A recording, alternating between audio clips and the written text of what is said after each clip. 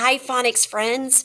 I have to be a little quiet today because I think there's a ghost in my classroom. Mm. Mm.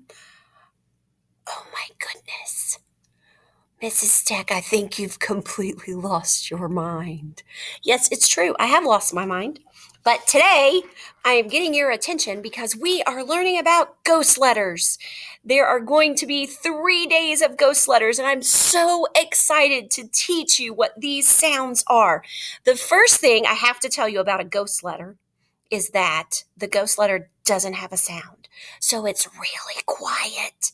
And it's kind of like those sounds that we had. Remember those vowels that we had that we said they were scaredy cat vowels because they were scared to be by themselves? Well, these ghost letters are kind of like that. But instead of being scared to be by themselves, they like to hide and be kind of ghostful. And they like to sneak up on people. So today you're going to see KN. KN is our focus for today. Shh.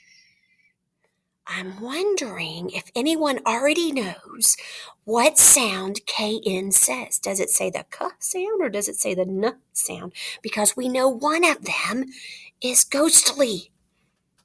Oh, I think I heard somebody say it. You're right. The K is silent in KN. And guess what? I have got Geraldine again, all the way from London. She is going to help us with our quiet K sound. So let's see what words she finds, and then let's talk about those crazy ghost letters when she's done.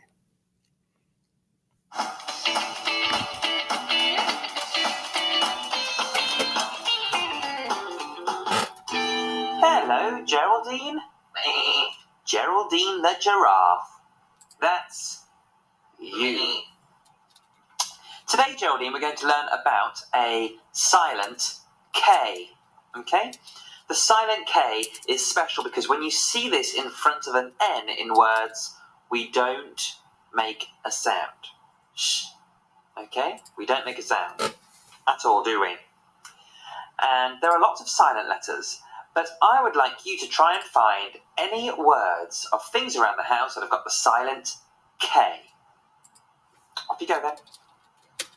So off she went around the house to find something featuring silent K. Oh, Geraldine, look at this. It's a scarf with a knot in. Well done, knot has got the silent K at the start. What else can you find? Oh, Geraldine, you've brought us to the kitchen. What do you want to show us in the kitchen? Is it a silent K word? I hope so. Let's have a look. Ooh, it's a knife. And a butter knife. Yum, yum, yum. Good girl, Geraldine. Knife has got a silent K at the start. Ooh, Geraldine, was that a knock? Knock. Knock has got a silent K in also. I guess you better open the door. Off you go then. Geraldine, I can see what you found. Ooh, it's a doorknob. And doorknob has the silent K also. Well done, Geraldine. See you next time.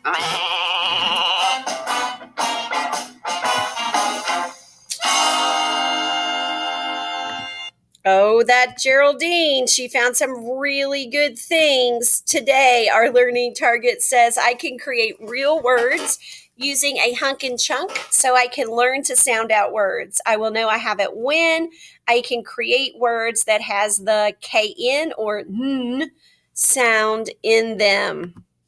So silent K, we've learned about silent E. But did you know there's also a silent K? Yes, you did, because I just told you about it. Whenever we have KN together, the K is silent and we just hear the N sound. You're not going to sound out a word kana.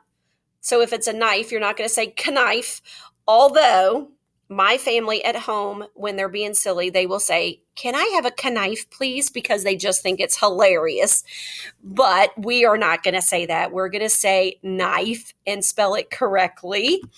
Also, you're going to see lots of words that have KN, and you're going to be surprised. There's quite a few of them, even though we're just learning this sound.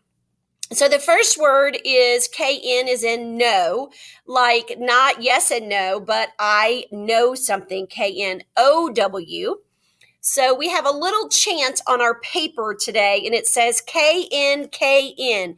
You don't say K, you just say N. Can you say that with me? KN, KN. You don't say K, you just say N. I know that you knocked on the door. Will you read that with me? I know that you knocked on the door. That's being a little prankster. We should probably not do that. Miss Roy will get really upset if you knock on her door and you run away, because then she'll be worried about you. So we shouldn't do that. All right, silent KN, making words with KN. Let's go ahead and get our whiteboard out.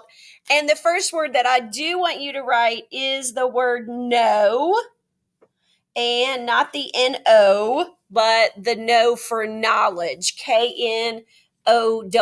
I know that. You didn't have to tell me. All right, let's change our KN. Not our KN, I'm sorry. Let's change our ending, and let's leave the KN, and let's do EE at the end. And we already know by looking at our vowel pairs that EE says E. So now we have our knee. And again, my goofy family will say, I hurt my knee. It's not your knee, it's your knee. But they are very silly. All right, leave your KN and put OT.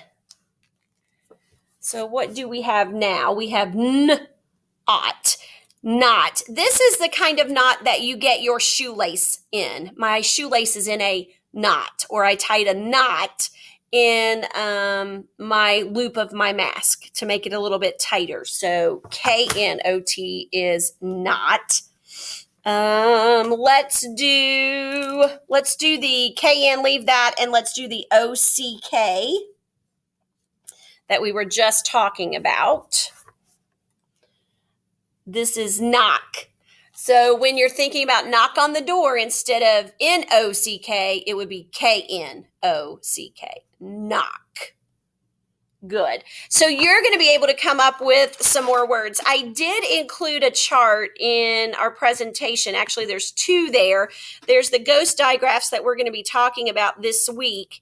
And at the top, you're going to see the KN ghost letter digraph. But there's also a KN chart beside it. And some of them have the same words. But if you get stuck and you're not really sure how many words you have for your chart, or you need to add some, you can use this to help you out a little bit. For your independent practice today, it says put a line through the K at the beginning of the word. So in the box, you're going to have a K, and they want you to put a line through it, and they want you to write just an N on top of it to change it to the N sound. So that's what they want you to do to all of those words.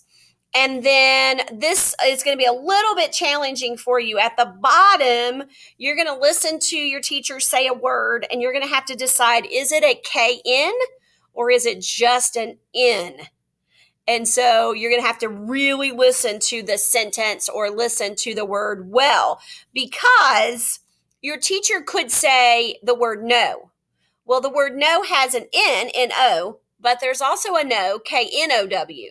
So then you're going to have to listen to how they use it in the sentence to decide, oh, okay, that's the one you want.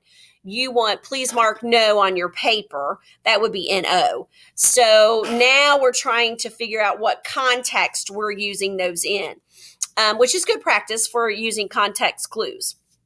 So if you think you have done really well today, you know a lot of words that have KN, you kind of have explored them, and you understand the ghost letters, then you're a 3 on your reflection.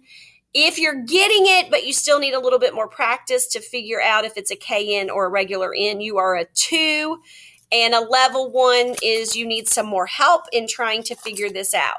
Now, don't be upset if you are not a 3 yet, because this is a hard skill. It's hard to try to figure out which one needs just an N or which one needs a KN. And it's going to be like that for 3 days as we're talking about these letters. So don't get upset if you still need a little bit of practice. We all need a little bit of practice sometimes. So you guys go and have a great day, and I will see you soon.